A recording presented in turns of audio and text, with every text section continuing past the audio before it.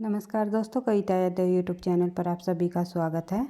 संपूर्ण हिंदी विषय की तैयारी को आगे बढ़ाते हुए और अभी हाल ही में होने वाली परीक्षाओं को ध्यान में रखते हुए आज की क्लास में हम करेंगे गोविंद पांडे सरस्वती पांडे जी द्वारा लिखी गई हिंदी साहित्य का इतिहास पुस्तक जो है उससे संबंधित क्लास नंबर 1 करेंगे भैया, और जिसमें हम हिंदी साहित्य इतिहास लेखन परंपरा से संबंधित उन सभी महत्वपूर्ण बिंदुओं को देखेंगे जो कि परीक्षाओं में पूछे जाते हैं। तो आप लोगों की डिमांड है कि मैम कोई पुस्तक बता दीजिएगा जिससे हम अपनी तैयारी कर सकें। तो किसी भी कंपटीशन परीक्षाओं के लिए केवल एक पुस्तक का नाम लेना उचित नहीं होगा, क्योंकि एक पुस्तक से प्रश्न पूछे भी नहीं जाते। कोई प्रॉपर एक पुस्तक हम जो है एक पुस्तक के आधार पर अपनी तैयारी को नहीं करेंगे। हम जो है अलग अलग जितनी भी मुख्य मार्केट में आई हुई पुस्तक है हिंदी साहित्य इतिहास के जो प्रश्न पूछे जाते हैं परीक्षाओं में, उन परीक्षाओं के लिए जितनी भी मुख्य पुस्तकें हैं सभी की सेल्फ स्टडी करने की कोशिश करेंगे। तो गोविंद पांडे सरस्वती पांडे पुस्तक की जो सेल्फ स्टडी के माध्यम से जो है हम इन महत्वपूर्ण प्रश्नों को, इन महत्वपूर्ण बिंदुओं को करते हुए आगे बढ़ेंगे, क्योंकि निरंतर अभ्यास ही सफलता का राज है। किसी भी स्टेट के अंतर्गत होने वाली टीजीटी पीजीटी हिंदी संबंधी परीक्षा हो या एनटीए नेट की परीक्षा हो, सभी परीक्षाओं के लिए ये क्लास जो है काफ़ी हेल्पफुल रहेगी, मददगार साबित होगी। तो आज की क्लास में हम जो है हिंदी साहित्य इतिहास लेखन परंपरा से संबंधित महत्वपूर्ण बिंदुओं को देख लेते हैं। क्लास नंबर 1 होगी हमारी मैराथन क्लास गोविंद पांडे सरस्वती पांडे की पुस्तक से, और मैराथन क्लास के माध्यम से जल्दी हम जो है लेसन को कंप्लीट करने की कोशिश करेंगे, ताकि हम टाइम रहते हुए जो है सब संपूर्ण जो है इस सरस्वती पांडे गोविंद पांडे जी की पुस्तक को जो है सेल्फ स्टडी के माध्यम से इसकी रिवीजन कर सके। तो इसी तरह अगर हमारे पास टाइम होगा परीक्षा तक जो है और अन्य पुस्तकों को भी इसी तरह सेल्फ स्टडी के माध्यम से करने की पूरी कोशिश करेंगे। तो शुरुआत कर लेते हैं गोविंद पांडे सरस्वती पांडे जी की वस्तुनिष्ठ पुस्तक से। जो लेसन नंबर हमारा 1 है, यहाँ पर हिंदी साहित्य इतिहास लेखन परंपरा। इससे पहले भाषा विज्ञान का भी टॉपिक दिया हुआ है इस पुस्तक में, उसको हम जो है बाद में करेंगे। पहले हिंदी साहित्य के काव्य खंड और जो गद्य खंड को कंप्लीट करेंगे, फिर उसके बाद जो है भाषा विज्ञान करेंगे, काव्य शास्त्र करेंगे और संपूर्ण हिंदी से संबंधित उन सभी महत्वपूर्ण पॉइंटों को देखेंगे, समझेंगे, जो कि परीक्षाओं की दृष्टि से अति महत्वपूर्ण है। तो देख लेते हैं हिंदी साहित्य इतिहास लेखन परंपरा से शुरू करते हैं हम। हिंदी साहित्य इतिहास का लेखन परंपरा का सबसे पहला प्रयास आप सभी को पता है फ्रेंच विद्वान गारसा दा तासी जी द्वारा लिखा गया। तो हिंदी साहित्य इतिहास लेखन परंपरा का सबसे पहले सूत्रपात करने वाले कौन विद्वान रहे हैं, किन्होंने लिखा हिंदी साहित्य इतिहास लेखन? सबसे पहले ये लिखे फ्रेंच विद्वान गारसा दा तासी ने। इसका जो ग्रंथ का नाम है वो है, आप सभी को पता है, इस्तवार द लिटरेचर एंड हिंदुस्तान। और जो है गारसा दा तासी ने जो ये पुस्तक है ये किस भाषा में लिखी? फ्रेंच भाषा में लिखी। ये आप तथ्य आई होप आप सभी को पता है, क्योंकि हम बार तथ्यों की रिवीजन कर चुके हैं। उसके बाद यह पुस्तक 2 भागों में विभक्त है, जिसका प्रकाशन जो है क्रमशः 1839 और 1847 ईस्वी माना जाता है। यानी कि जो ये गारसा दा तासी जी का ये ग्रंथ है इस्तवार द लिटरेचर एंड हिंदुस्तानी, इस पुस्तक को इन्होंने 2 भागों में प्रकाशन कराया। पहला भाग 1839 तथा दूसरा जो 2 भागों में विभक्त किया गया। पहला भाग जो है 1839 और 1847 में प्रकाशित हुआ। उसके बाद देख लेते हैं आगे। यह ग्रंथ जो है ग्रेट ब्रिटेन और आयरलैंड की प्राच्य साहित्य अनुवादक समिति की ओर से पेरिस में मुद्रित किया गया। अगर ये पूछ लिया जाए यह ग्रंथ कहाँ मुद्रित किया गया, तो आपको ध्यान रखना है पेरिस में। उसके बाद बात करें आगे। इस्तवार द लिटरेचर एंड हिंदुस्तान द्वितीय संस्करण में 3 भागों में विभक्त हो गया था, जिसका प्रकाशन 1871 में हुआ। यानी कि कहने का मतलब ये है कि 2 भागों में इसका प्रकाशन किया गया। पहला भाग पहला भाग के अंतर्गत भी वही 2 खंडों में प्रकाशित हुआ। पहला भाग भी 1839 और 1847, और इसका जो दूसरा संस्करण है, 2 संस्करणों में विभक्त किया गया। इस ग्रंथ को कौन कौन से, एक तो जो पहला भाग होगा, फिर दूसरा भाग, और पहले भाग को के भी 2 भागों में प्रकाशित किया गया, 1839 और 1847। उसके बाद जो है दूसरा जो संस्करण निकाला गया, उसको भी जो है दूसरा संस्करण का प्रकाशन वर्ष रहा 1871। इस प्रकार से आपको ध्यान रखना है, जिसका प्रकाशन द्वितीय संस्करण में भी 3 भाग इन्होंने निकाले, और जिसका प्रकाशन 1871 में किया। ये भी आपको ध्यान रखना है। पहले संस्करण के 2 भाग बने और दूसरे संस्करण के जो है 3 भाग बने। इस प्रकार से आपको तथ्यों को ध्यान रखना है। और जो कुछ पॉइंट हमारे पहले के पढ़े हुए भी आप लोगों को देखने को मिलेंगे, और बहुत सारे पॉइंट आप लोगों को नए भी देखने को मिलेंगे, क्योंकि हर एक पुस्तक में कुछ ना कुछ नया हमें देखने को मिलता ही है। इसीलिए हमें जो है सेल्फ स्टडी के माध्यम से जितने भी हमारी मुख्य पुस्तकें हैं हिंदी साहित्य से संबंधित पर महत्वपूर्ण तथ्यों की, प्रश्नों की, उनको हमें करते हुए चलना है, ताकि परीक्षा में आप अच्छे से अच्छा स्कोर कर पाओ। तो उसके बाद देख लेते हैं, तासी ने अपनी पुस्तक में हिंदी और उर्दू के अनेक कवियों का विवरण अंग्रेजी के वर्णानुक्रमानुसार किया है। यानी कि और हिंदी और उर्दू के अनेक कवियों का विवरण उन्होंने किया है, और किस क्रमानुसार किया है, तो वर्णानुक्रमानुसार, वर्णों के आधार पर जो है वर्णानुक्रमानुसार किया है। अब वर्णों के आधार पर उन्होंने जो है हिंदी साहित्य के इतिहास के कवियों को रखा है, जैसे कि उनके जो वर्णों के नाम के आधार पर, जैसे कि कबीर दास जी को लिया और केशव दास जी को लिया। फिर इस प्रकार से कै नाम वाले कवियों को इकट्ठा इन्होंने रखा है अपने इतिहास लेखन में, और जो है ख नाम वाले को एक तरफ रखा है। इसी तरह मैं नाम से जितने भी लेखक हैं उनको रखा है, नए नाम से जितने भी लेखक हैं उनको रखा है। तो यानी कि हिंदी साहित्य इतिहास के जितने भी कवि हैं, लेखक हैं, उनके वर्णों के नाम के आधार पर जो है उन्होंने इतिहास कालखंड को विभाजित किया है। बड़े अपने इतिहास ग्रंथ में उन्होंने रखा है। तो ये आपको ध्यान रखना है। और गारसा दातासी जी के जो कुल कवि है वो 738 माने जाते हैं। उन्होंने अपने इतिहास ग्रंथ में 738 कुल कवियों का वर्णन किया है, जिसमें हिंदी के कवि 72 और शेष जो बचे हुए कवि जो है उन्होंने उर्दू के लिए थे। ये भी आपको पता है। बढ़ते हैं आगे। अगला प्रश्न है, अगला जो बिंदु है वो है हमारा, डॉक्टर लक्ष्मी सागर वाणसे ने तासी के ग्रंथ का हिंदी अनुवाद हिंदुई साहित्य का इतिहास नाम से 1952 में कराया था। ये भी आपको ध्यान रखना है। ये पूछ लिया जाए, गारसा दातासी जी द्वारा लिखा गया हिंदी साहित्य का इतिहास जो है, इश्तवार द लिटरेचर एंड हिंदुस्तान, उसका अनुवाद किस विद्वान ने किया? तो आप सभी को पता है, लक्ष्मी सागर वाणसे ने। और उसके बाद जो है इन्होंने किस नाम से अनुवाद किया इनके ग्रंथ का? हिंदुई साहित्य का इतिहास नाम से 1952 में प्रकाशित कराया। बढ़ते हैं आगे। अगला बिंदु देख लेते हैं।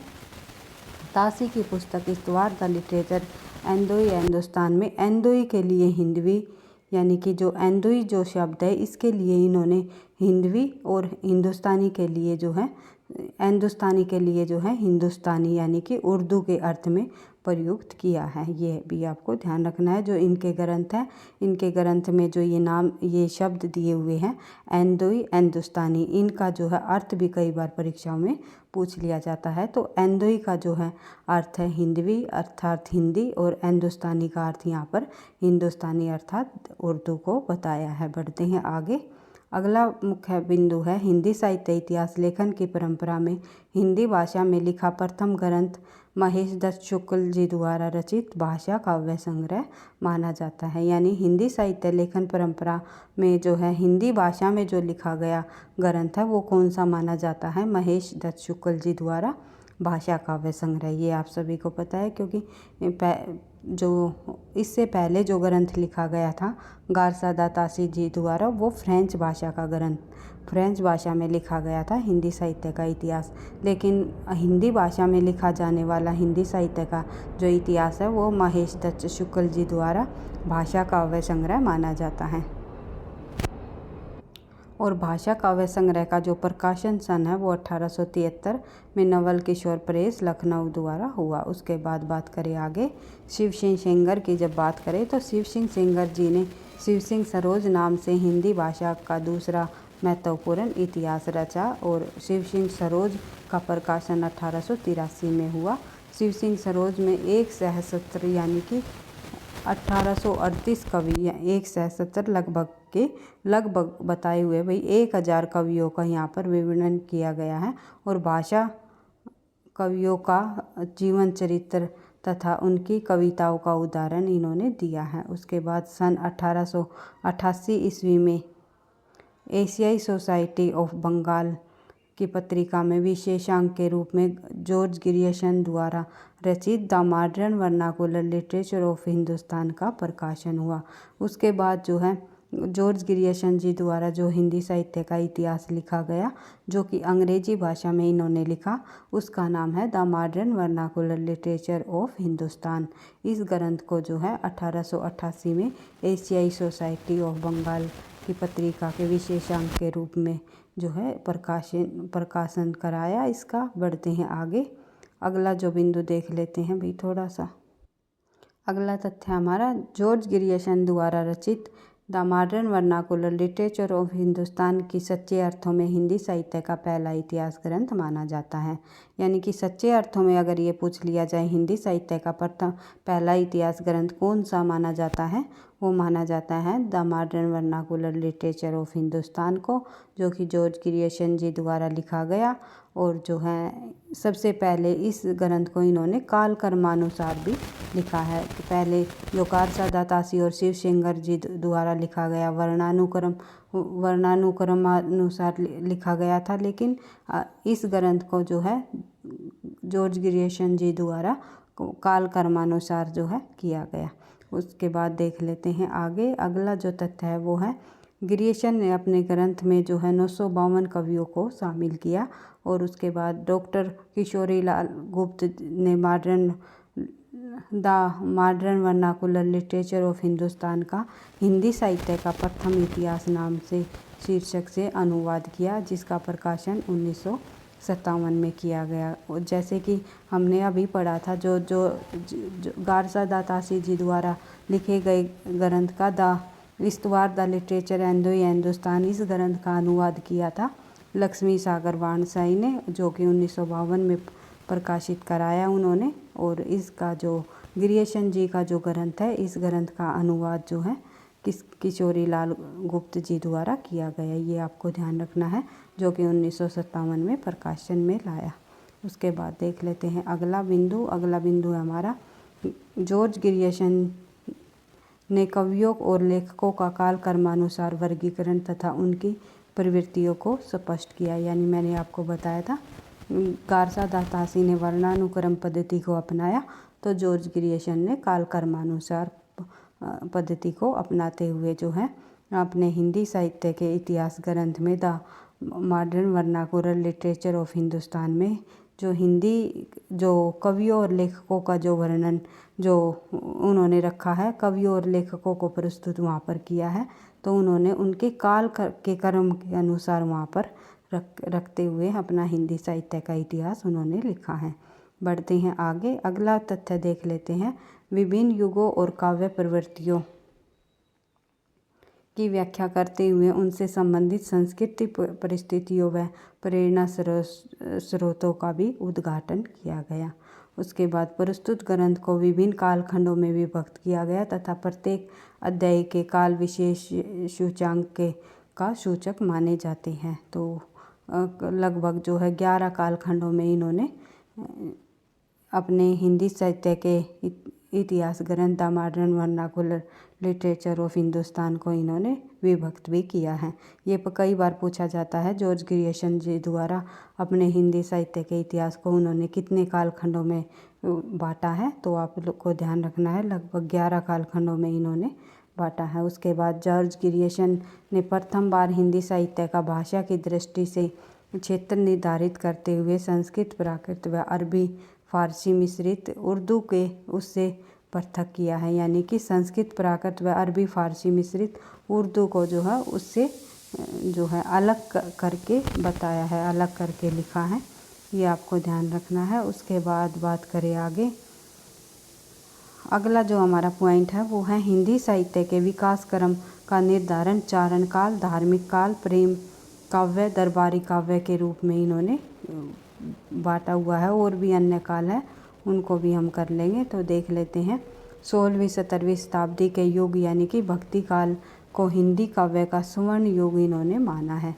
कई बार परीक्षाओं में पूछा जाता है हिंदी साहित्य के भक्ति काल को स्वर्ण युग की संज्ञा किसने दी है, स्वर्ण काल किसने कहा है। तो इस सभी प्रश्नों का उत्तर आप लोग जब सेल्फ स्टडी करोगे तो जो है इन पुस्तकों के माध्यम से आपको अच्छे से क्लियर हो जाएंगे और बार बार इन तथ्यों की रिवीजन होने से जो है आपके परीक्षा में अधिक से अधिक स्कोर आने की संभावना रहेगी। तो जितने भी हमारी महत्वपूर्ण पुस्तकें हैं सभी की हम सेल्फ स्टडी करने की कोशिश करेंगे भाई। तो स्वर्ण युग कहने वाले जो विद्वान हुए जॉर्ज ग्रियर्सन, भक्ति काल को उन्होंने जो कि 16वीं 17वीं शताब्दी का युग रहा था उसको जो है इन्होंने स्वर्ण युग के नाम से भी जाना। उसके बाद बात करें आगे, मिश्र बंधुओं ने जॉर्ज ग्रियर्सन के बाद जो हिंदी साहित्य इतिहास जो लिखा वो वे रहे थे मिश्र बंधु। मिश्र बंधुओं ने मिश्र बंधु विनोद नाम से अपना ग्रंथ लिखा, इतिहास ग्रंथ लिखा, जिसमें मिश्र बंधुओं में कौन कौन शामिल है आप सभी को पता है। गणेश बिहारी, श्याम बिहारी और सुखदेव बिहारी, ये तीन भाई जो तीन साहित्यकार रहे हैं, गणेश बिहारी, श्याम बिहारी, सुखदेव बिहारी, ये तीन जो है मिश्र बंधु के नाम से जाने जाते हैं। और तीनों ने मिश्र बंधु विनोद नामक जो है इतिहास ग्रंथ का जो है को रचा या इसका लेखन किया।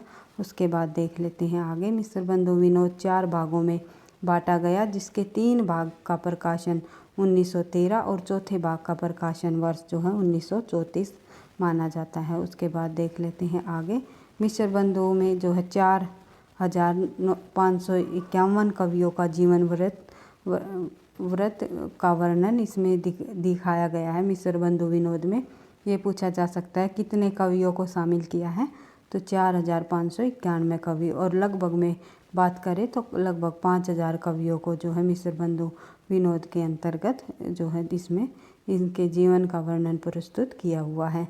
इसमें अनेक अज्ञात कवियों को प्रकाश में लाने के साथ ही उनके साहित्यिक महत्व को स्पष्ट करने का भी प्रयास किया है। मिश्र बंधु विनोद में कवियों का सापेक्षिक महत्व निर्धारित करने के लिए उनकी 4 श्रेणियां बनाई हुई हैं। हिंदी साहित्य इतिहास लेखन परंपरा में आचार्य रामचंद्र शुक्ल जी द्वारा हिंदी साहित्य का इतिहास सर्वोच्च है। यानी कि जो आचार्य रामचंद्र शुक्ल जी ने हिंदी साहित्य इतिहास लिखा वो सबसे अधिक जो है सर्वोच्च स्थान पर रहा हिंदी साहित्य लेखन परंपरा के अंतर्गत।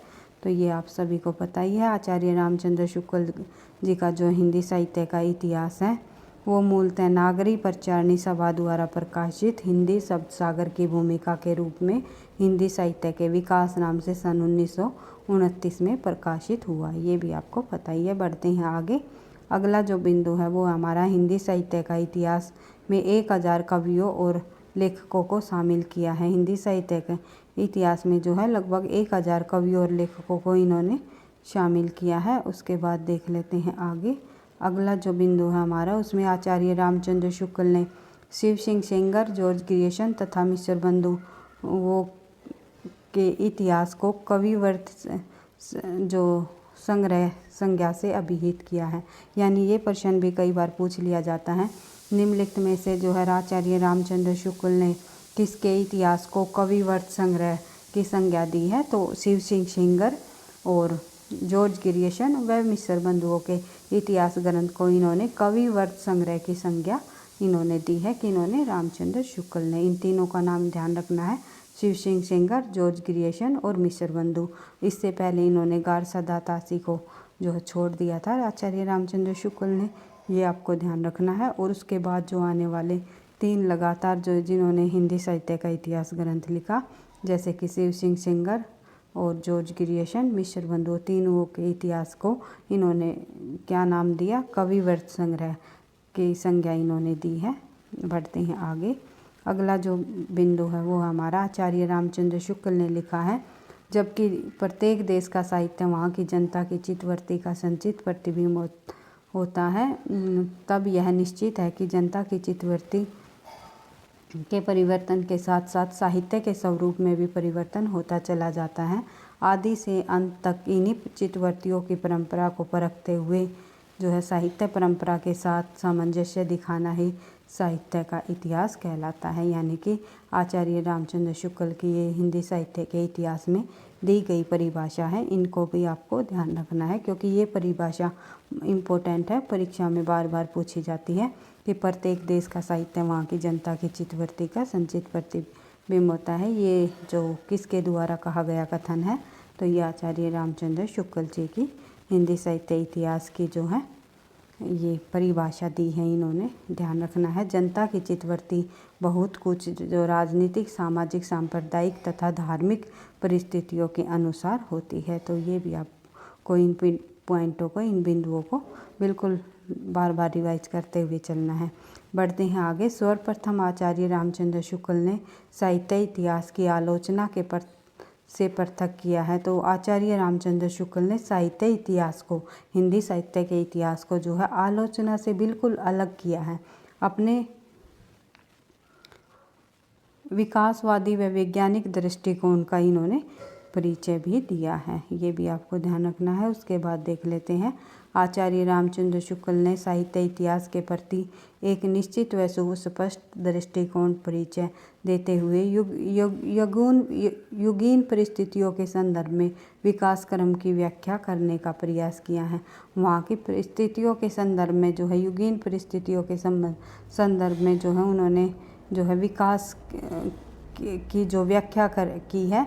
जैसे कि आचार्य रामचंद्र शुक्ल ने हर एक जो कालखंड का, हिंदी साहित्य के इतिहास का जो कालखंड है उसका नामकरण उन्होंने वहाँ की प्रवृत्तियों के नाम पर, प्रवृत्तियों के नाम पर, विशेषताओं के नाम पर भी जो है वहाँ पर दिया था। प्रवृत्तियों के आधार पर इन्होंने हिंदी साहित्य के कालखंड का नामकरण लिखा था। जैसे कि आदिकाल को इन्होंने वीर गाथा काल भी कहा है और आदिकाल को भी इन्होंने नहीं नकारा कि आदिकाल भी हम कह सकते हैं।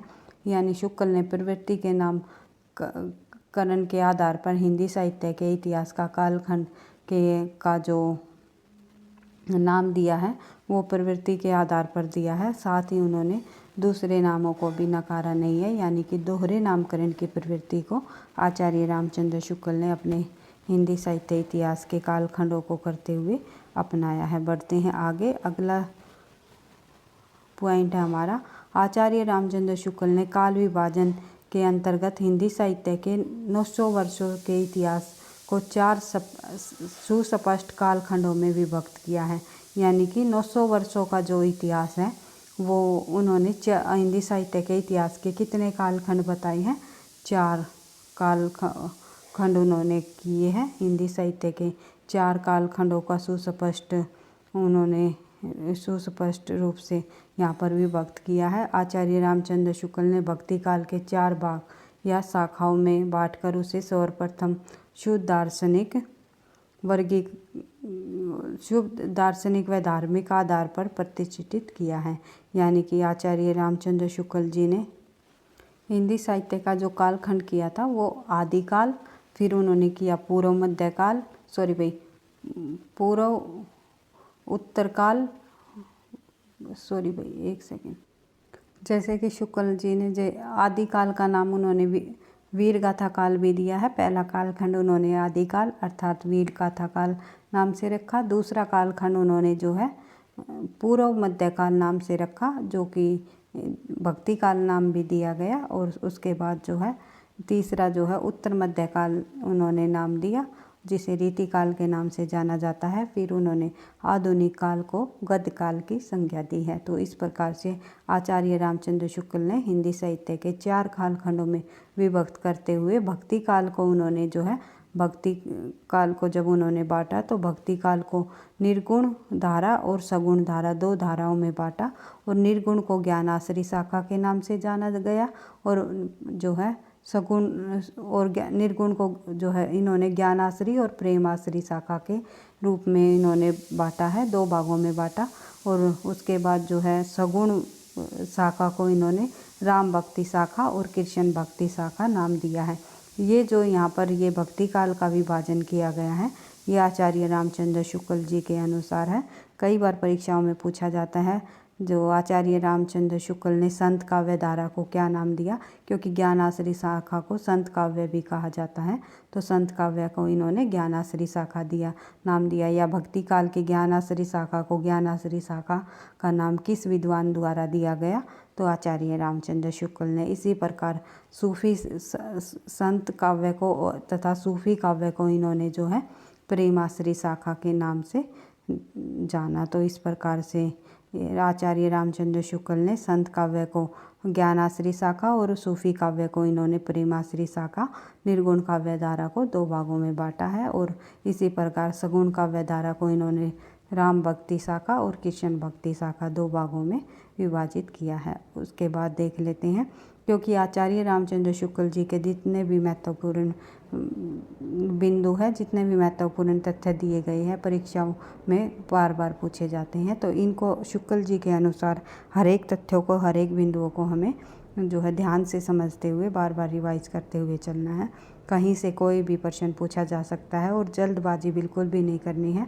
तथ्यों को आपको समझ के साथ आंसर देना है, क्योंकि कई बार परीक्षाओं में ऐसा होता है कि आते हुए हमारे प्रश्न गलत हो जाते हैं। तो थोड़ी बहुत भी मिस्टेक के कारण जब हमारा 1 नंबर जो है 1 प्रश्न हम गलत कर बैठते हैं, तो हमारी 0.5 नेगेटिव मार्किंग के साथ जो हमारी 0.5 मार्क्स भी कट जाते हैं, और लगभग जो है 4 प्रश्नों पर हमारा पूरा 1 नंबर हमारा वहाँ पर कट जाता है। हमें बहुत दुख होता है, क्योंकि जब हमारा सिलेक्शन होता है तो पॉइंटों से हमारा जो सिलेक्शन होने की संभावना बनी रहती है। तो इसलिए मैं आप लोगों को बार बार कहती हूँ कि निरंतर अभ्यास ही सफलता का राज है।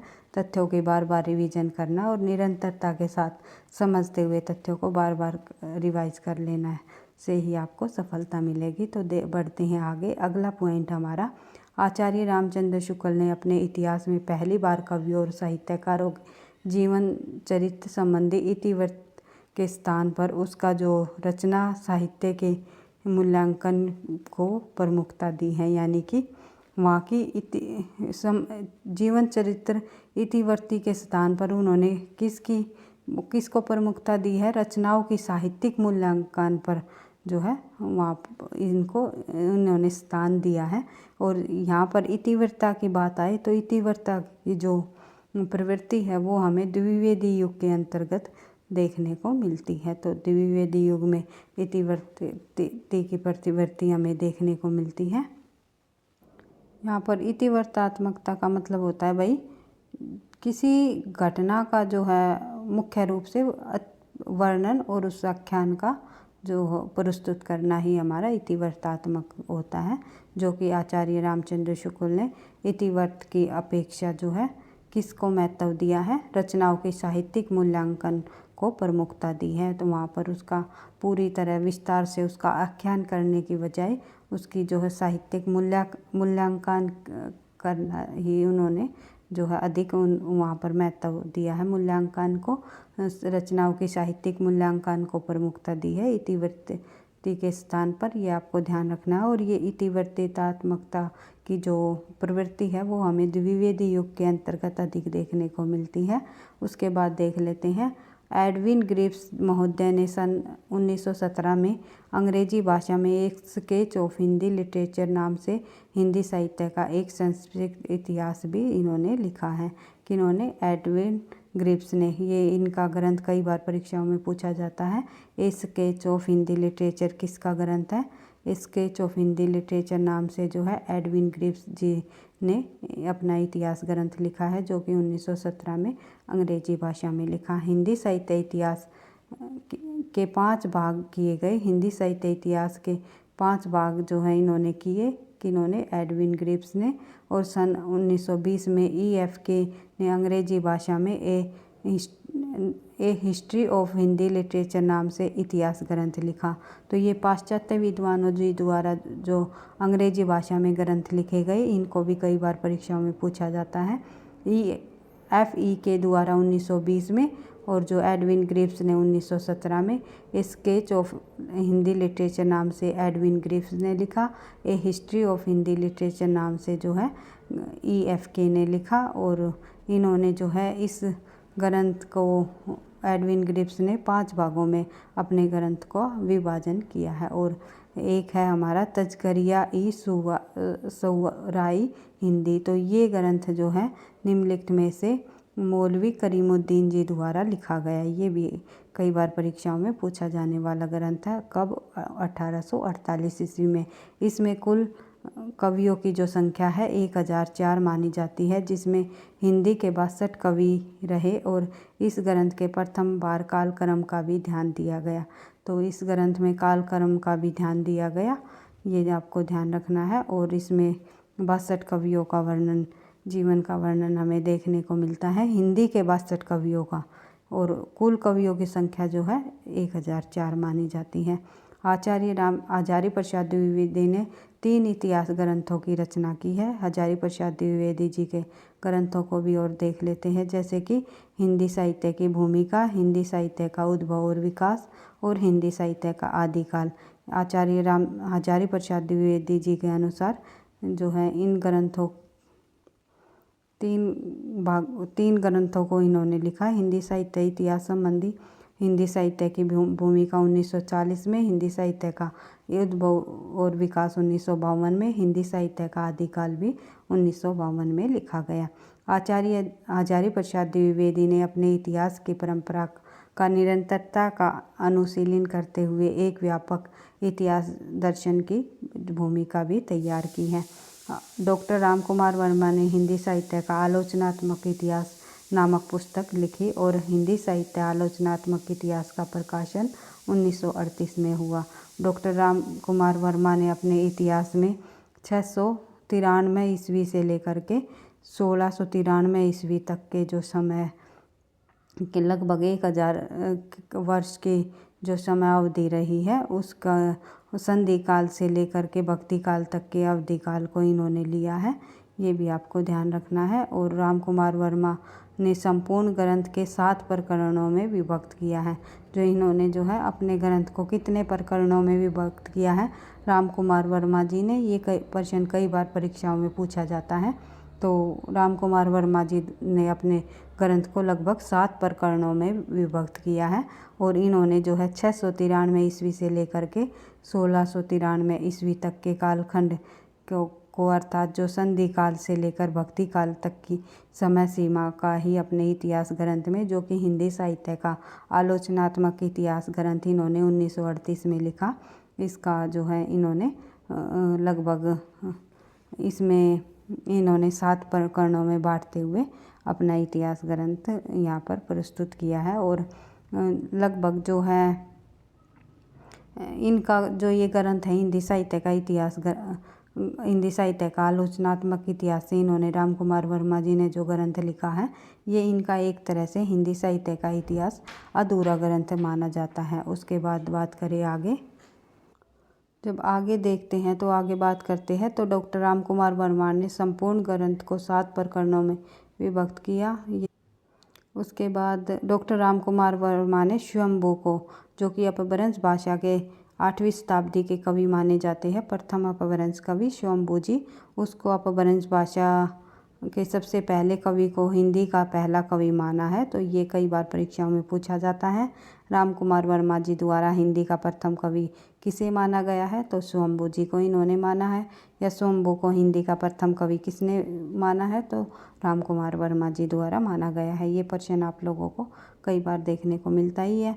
हिंदी साहित्य का आरंभ जो है 693 ईस्वी से इन्होंने स्वीकार किया है, जो कि 1693 ईस्वी तक के हिंदी साहित्य इतिहास का इन्होंने अपने इतिहास ग्रंथ में वर्णन किया है, जो कि हिंदी साहित्य का आलोचनात्मक इतिहास नाम से प्रकाशित कराया गया। बढ़ते हैं आगे। नागरी पंचाणी सभा में हिंदी साहित्य का वर्त इतिहास का प्रकाशन 16 खंडों में हो चुका था। अनेक विद्वानों ने अलग अलग खंडों का संपादन किया था, जो है निम्नलिखित में से हम यहाँ पर देखने को हमें मिल ही रहे हैं। तो 16 खंड में अगर ये परीक्षा में ये प्रश्न पूछा जाता है इससे संबंधित, इस बिंदु से संबंधित कि नागरी पंचाणी सभा जो ये हिंदी साहित्य का व्यर्थ इतिहास किसके द्वारा प्रकाशित कराया गया, तो नागरी पंचाणी सभा द्वारा। और कितने खंडों में प्रकाशित कराया गया, 16 खंडों में प्रकाशित कराया गया। 16 खंडों का प्रथम खंड का जो नाम है हिंदी साहित्य की पीठिका, दूसरा खंड जो है हिंदी भाषा का विकास, तीसरा खंड जो है आदिकाल, चौथा खंड है भक्तिकाल निर्गुण भक्ति, पांचवा भक्तिकाल सगुण भक्ति, छठा जो है रीतिकाल रीतिबद्ध, सातवां जो रीतिकाल को भी हमने जो 3 भागों में बांटा हुआ है, रीतिबद्ध, रीति मुक्त और रीति सद। तो इन्होंने जो है हिंदी नागरी पंचाणी सभा में जो ये खंड दिए गए हैं, यहाँ पर छठे भाग में रीतिबद्ध को रखा गया और 7वें भाग में रीति मुक्त को। 8वां हिंदी साहित्य का अभ्युत्थान यानी भारतेंदु युग को इन्होंने रखा है, भारतेंदु काल को। और 9वें खंड में द्विवेदी काल को रखा है। 10वें खंड इनका उत्कर्ष काव्य रहा है और 11वां खंड इनका उत्कर्ष काल रहा है। उत्कर्ष काल काव्य और उत्कर्ष काल नाटक इन्होंने 11वां खंड में लिखा है, यानी कि काव्य इन्होंने उत्कर्ष काल काव्य का समय माना 10वें खंड के अंतर्गत, और 11वें खंड में इन्होंने उत्कर्ष काल नाटक का माना है, और 12वां खंड इनका कथा साहित्य है। और जो ये इनके द्वारा जो संपादक हैं ये यहाँ पर देखने को मिल ही रहे होंगे आपको, लेकिन ये परीक्षा की दृष्टि से इतने इम्पोर्टेंट नहीं है। केवल परीक्षा में ये तथ्य पूछा जाता है कि हिंदी साहित्य का व्यर्थ इतिहास किसके द्वारा जो है प्रकाशित कराया गया, नागरी पंचाणी सभा द्वारा, और कितने भागों में बांटा, कितने खंडों में, 16 खंडों में, ये आपको ध्यान रखना है। उसके बाद 13वां खंड समालोचना निबंध व पत्रकारिता रखा, जो कि लक्ष्मी नारायण वासु सुधांशु जी द्वारा संपादित किया गया। 14वां खंड इन्होंने अगतन काल नाम दिया और 15वां खंड इन्होंने आंतुर भारतीय हिंदी साहित्य नाम दिया, और 16वें खंड का नाम इन्होंने हिंदी साहित्य का लोक साहित्य रखा, जो कि कृष्ण देव उपाध्याय संपादक रहे। उसके बाद बात करें आगे, धीरेन्द्र शर्मा जी द्वारा, धीरेन्द्र वर्मा है, शर्मा नहीं, धीरेन्द्र वर्मा ने अपने विभिन्न विद्वानों के सामूहिक सहयोग से हिंदी साहित्य नाम से इतिहास ग्रंथ का संपादन किया। यानी कि हिंदी साहित्य नाम से किसने साहित्य इतिहास ग्रंथ लिखा, ये लिखा डॉक्टर धीरेन्द्र वर्मा जी ने। ये प्रश्न कई बार पूछा जाता है कि हिंदी साहित्य के लेखक कौन, ग्रंथ के लेखक कौन माने जाते हैं, तो धीरेन्द्र वर्मा जी। उसके बाद देख लेते हैं, इस ग्रंथ में संपूर्ण हिंदी साहित्य को 3 कालखंडों में बांटा, आदिकाल, मध्यकाल और आधुनिक काल। आदिकाल, मध्यकाल और आधुनिक काल नाम से जो धीरेन्द्र वर्मा ने हिंदी साहित्य के कालखंड को विभाजित किया है, और प्रत्येक काल की काव्य परंपराओं का विवरण भी उन्होंने प्रस्तुत किया है।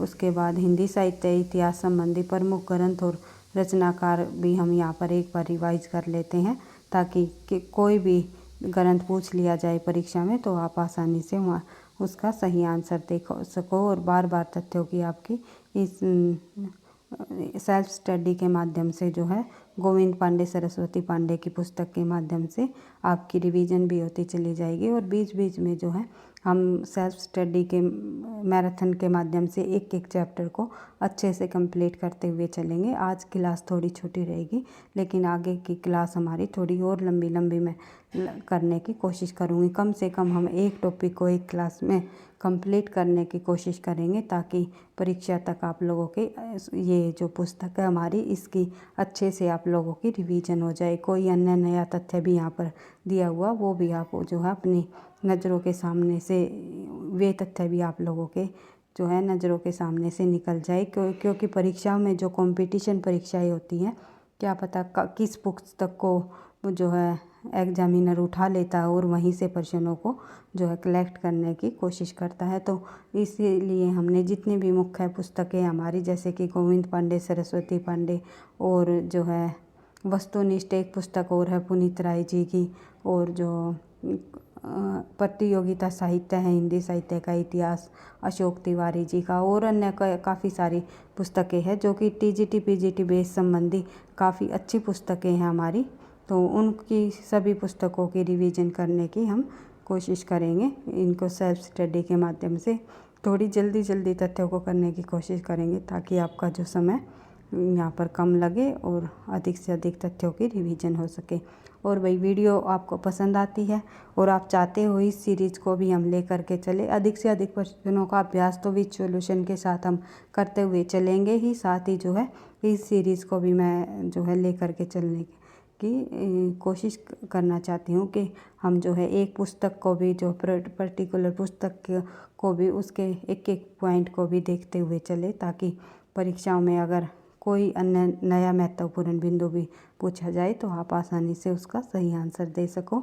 अगर आप इस सीरीज़ को चाहते हो तो आप प्लीज़ कमेंट बॉक्स में अवश्य बताना कि हाँ मैम, हम जो है पुस्तक को जो है सेल्फ स्टडी के माध्यम से पढ़ना चाहते हैं। तो हर एक पॉइंट को हम ले करके चलेंगे। तो देख लेते हैं आगे।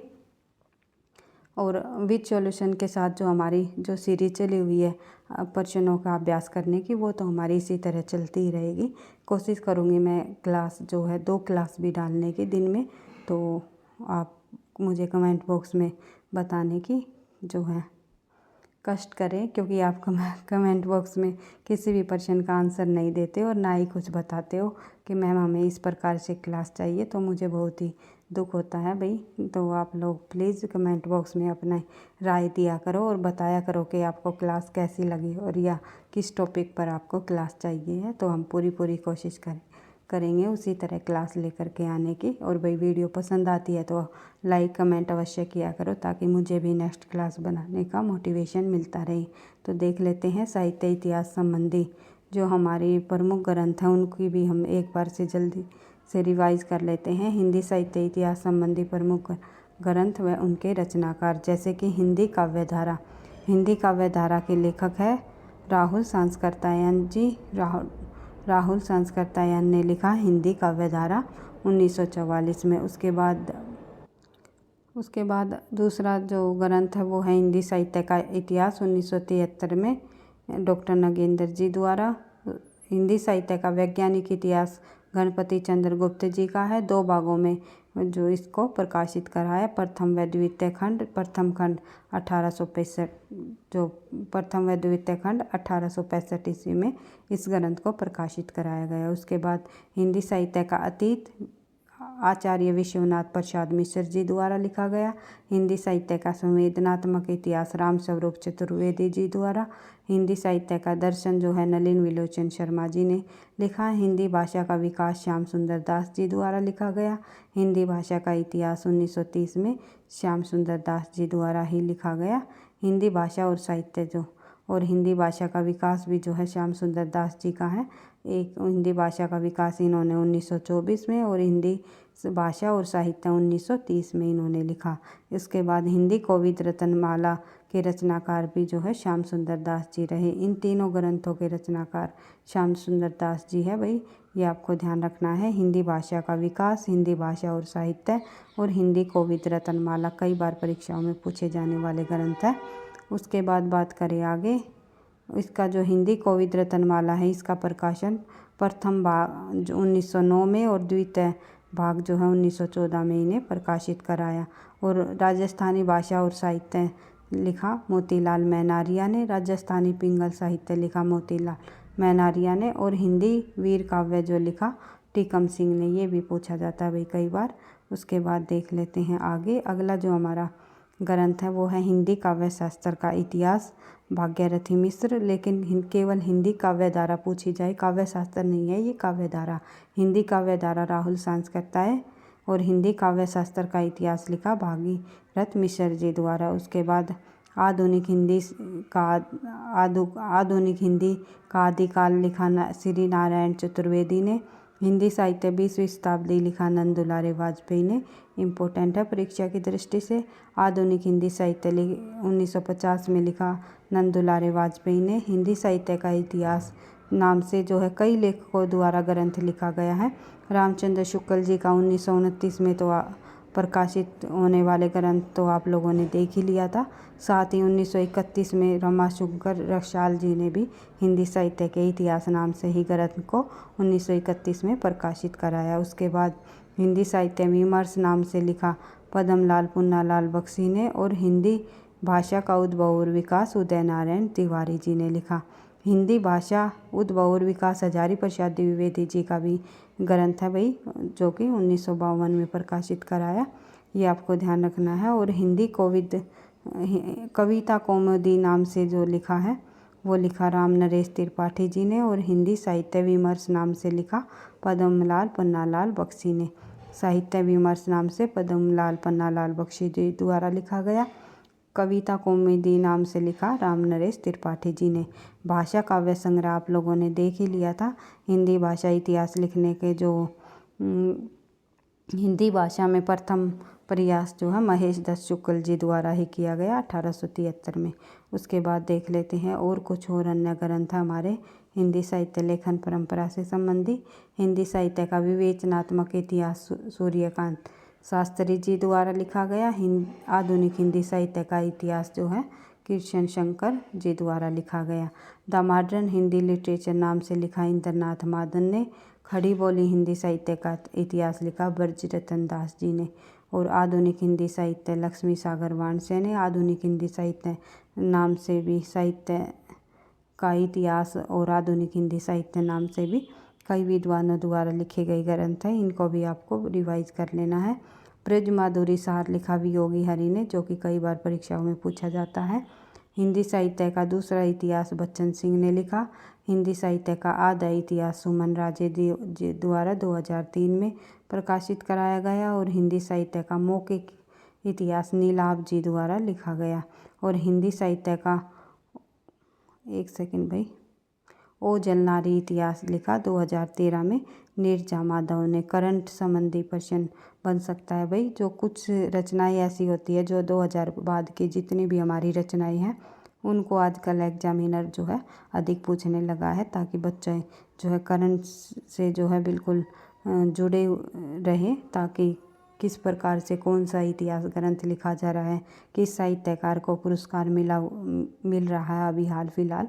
तो इन सभी तथ्यों को आपको ध्यान से समझते हुए चलना है, ताकि परीक्षाओं में किसी भी प्रकार का कोई प्रश्न पूछा जाए तो आसानी से आप इसको कर सको। यहाँ पर हमने आचार्य एक सेकंड भाई हिंदी साहित्य काल विभाजन का व नामकरण की जब हम बात करें तो जॉर्ज ग्रियर्सन जी द्वारा हमने देख ही लिया था। हिंदी साहित्य का काल विभाजन इन्होंने लगभग 11 कालखंडों में प्रस्तुत किया था। जो आरंभिक काल को जॉर्ज ग्रियर्सन ने जो है हिंदी साहित्य के आदिकाल को इन्होंने चारण काल नाम दिया। तो इनके अनुसार जो काल विभाजन किए गए हिंदी साहित्य के, उनके नाम इन्होंने 11 कालखंडों के नाम रखे। चारण काल जो कि 700 से लेकर 1300 ईस्वी तक इन्होंने माना। फिर जो है दूसरा खंड इन्होंने 15वीं शताब्दी का धार्मिक पुनर्जागरण नाम दिया। फिर जायसी के प्रेम कविताएं, ब्रज का कृष्ण संप्रदाय और 5वां मुगल दरबार, छठा तुलसीदास रीति काव्य, 7वां रीति काव्य, 8वां तुलसीदास की अन्य प्रवृत्ति और 9वां 18वीं शताब्दी और कंपनी शासन में हिंदुस्तान और महारानी विक्टोरिया के शासन में हिंदुस्तान। यहाँ से इस प्रकार से प्रश्न पूछा जाता है कि निम्नलिखित में से जॉर्ज ग्रियर्सन जी द्वारा कालखंड जो है इनमें कौन सा नहीं है। तो इन 11 कालखंडों को नाम आप लोगों को ध्यान रखना है। और कितने कालखंडों में प्रस्तुत किया है हिंदी साहित्य के इतिहास को, तो 11 कालखंडों में इन्होंने बांटा है, ये भी प्रश्न पूछा जाता है, तो आपको ध्यान रखना है। फिर बात करते हैं चारण काल, इन्होंने जो है आदिकाल को कहा है, ये आप देख ही चुके हो। और चारण काल के अंतर्गत इन्होंने 9 कवियों को रखा है, जिसमें कि अपभ्रंश के कवि पुष्यदंत को इन्होंने शामिल किया है, खुमान सिंह को शामिल किया है, केदार कुमार पाल, अन्यनदास, चंद जगनिक और जोधराज व सारंगधर का उल्लेख उन्होंने अपने काल इस इतिहास ग्रंथ में किया है। और जॉर्ज ग्रियर्सन जी के कालखंडों का नामकरण एक आधार पर नहीं किया गया, ये भी आपको ध्यान रखना है। बढ़ते हैं आगे।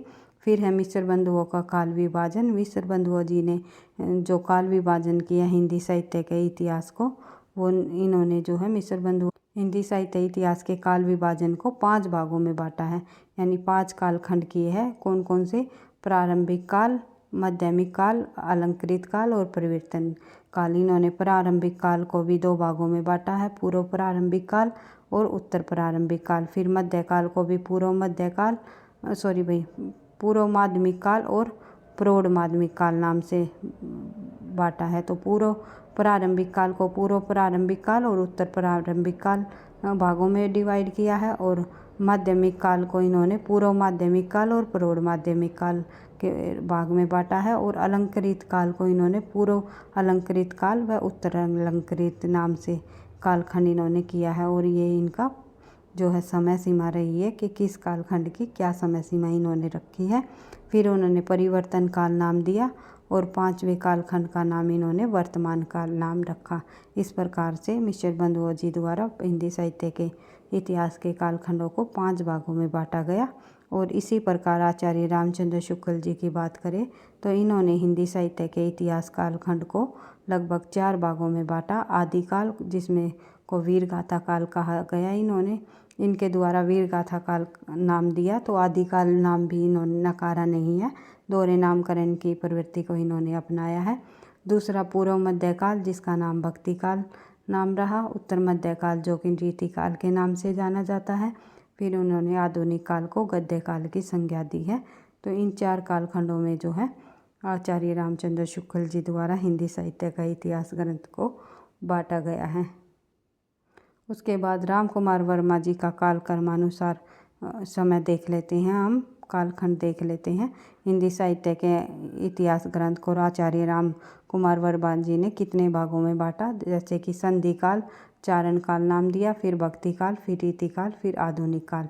यानी कि संधि काल और चारण काल जो है इन्होंने आदिकाल को 2 भागों में बांटा है, संधि काल और चारण काल। पहले कालखंड को इन्होंने आदिकाल का जो पहला कालखंड है उन्होंने 750 से लेकर 1050 तक की समय को इन्होंने चारण काल नाम दिया है। और आदिकाल का जो दूसरा भाग उन्होंने 1000 से लेकर 1375 तक के कालखंड को इन्होंने चारण काल नाम दिया है। बढ़ते हैं आगे। अगला साहित्यकार हमारा गणपति चंद्र गुप्त जी। गणपति चंद्र गुप्त जी ने जो है हिंदी साहित्य इतिहास के कालखंडों को जो है 4 भागों में बांटा, आदिकाल, पूर्व मध्यकाल, उत्तर मध्यकाल व आधुनिक काल। और इन्होंने जो आदिकाल की जो समय सीमा है ये ईस्वी में बताई है, और अन्य लेखकों ने जो है लगभग विक्रमी संवत में बताई हुई है, ये भी आपको ध्यान रखना है। बढ़ते हैं आगे।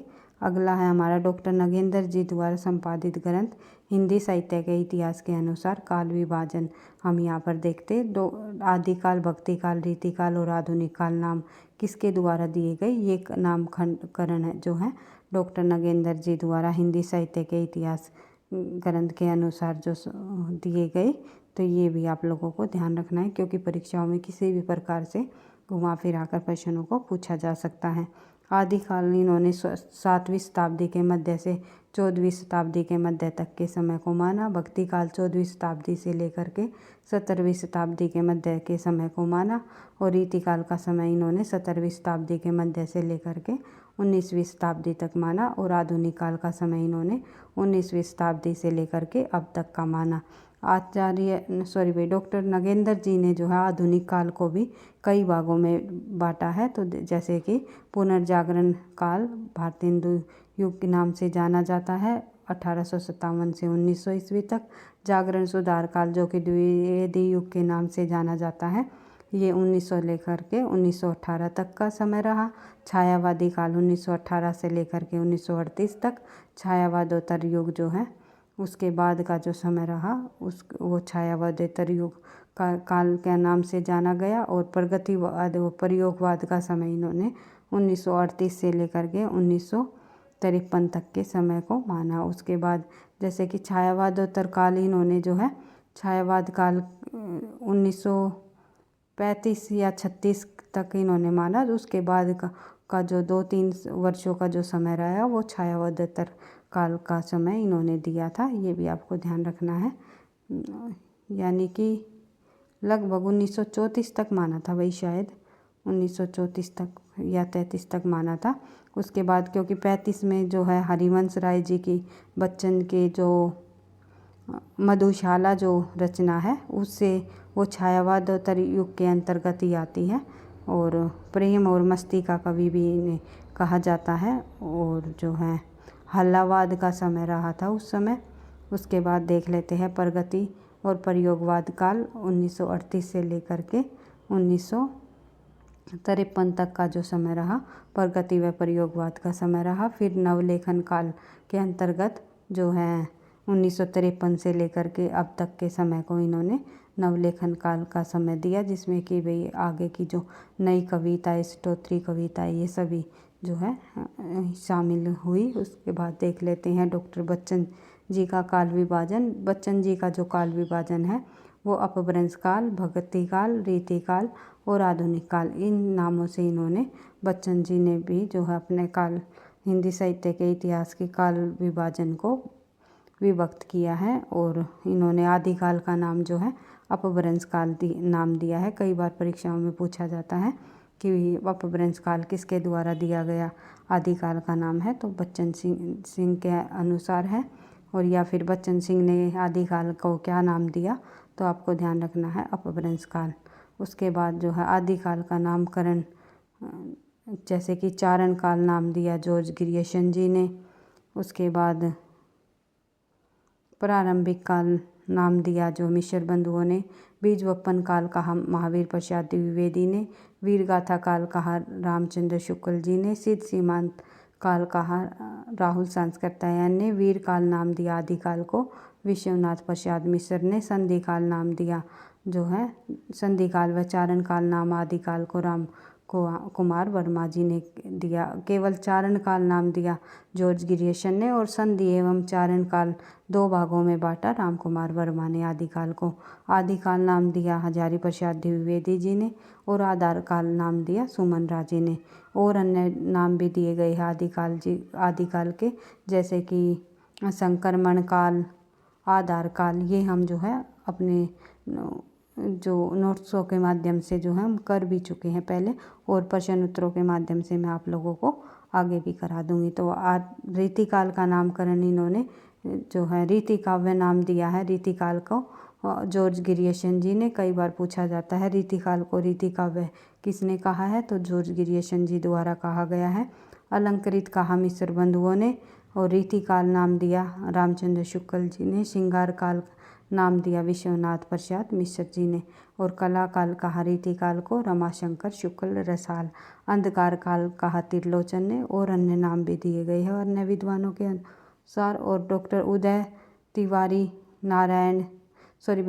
उदय नारायण तिवारी जी द्वारा तथा गोविंद त्रिगुणायत और महेंद्र नाथ दुबे द्वारा भाषा की दृष्टि से किया गया काल विभाजन पृष्ठभूमि अवहट काल, उन्मेष काल, ब्रज बोली या पुरानी ब्रजी कोरवी खड़ी बोली व अवधि काल, पूर्व भाग जो है ब्रज भाषा अवधि काल या उत्तर भाग जो है खड़ी बोली काल। ये प्रश्न ये बिंदु इतना परीक्षा की दृष्टि से इम्पोर्टेंट नहीं है भाई, कई हमें देखने को नहीं मिलता पिछली परीक्षाओं में कहीं पर भी, तो इसलिए हम जो है उन सभी महत्वपूर्ण बिंदुओं को तो रिवाइज करते हुए चलेंगे। साथ ही और अन्य जो बिंदु दिए हुए हैं उनको भी हम जो है एक बार पढ़ते हुए चलेंगे, ताकि परीक्षा में उनसे संबंधित भी कोई प्रश्न पूछा जाए तो आप आसानी से उसका सही आंसर दे सको।